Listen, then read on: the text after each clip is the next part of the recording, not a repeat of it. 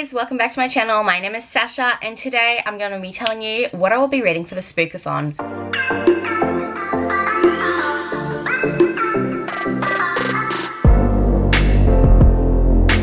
So Spookathon is a week-long readathon hosted by Books and Lala.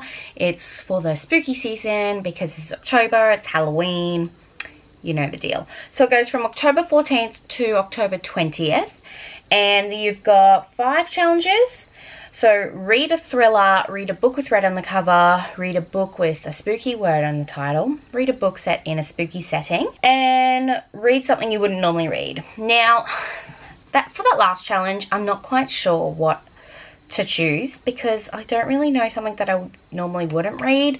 I guess you could say like adult fantasy, but then I really like my adult fantasy, so I'm not quite sure. But for read a thriller, I will be reading The Strangers We Know by Pip Drysdale. I was sent an ARC on NetGalley from Simon & Schuster, so I read Pip Drysdale's debut novel, The Sunday Girl, last year. I got a ARC from NetGalley for that one as well, and I really enjoyed it, so I'm really excited to see how I will like this one. So The Strangers We Know is about this girl called Charlie, and she sees a man who looks exactly like her husband on this dating app.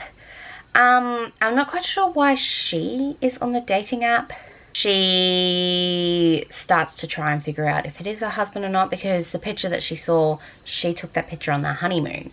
And then you've got all these other signs of betrayal. Ooh, and then it says, but Charlie soon discovers that infidelity is the least of her problems. Nothing is as it seems and nobody is who she thinks they are. Ooh, okay, so I'm really excited. Like I said, I loved her first book and I'm really excited to read her next book. Now, the next challenge was read a book with red on the cover, and I will be reading Little Deaths by Emma Flint. This is a thriller as well, I believe, or like a crime mystery novel. I hope it's not like that other crime novel I read a couple weeks ago for the notes, because I really didn't like that one, The Lying Down Room.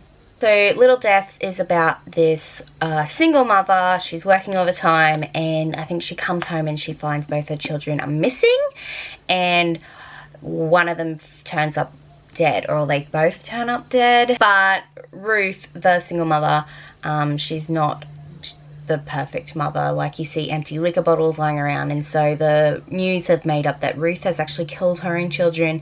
So I think we're trying to find out who the actual killer is and why is Ruth like the way she is, I guess. You've got red on the cover, and this also be for the spooky word in the title.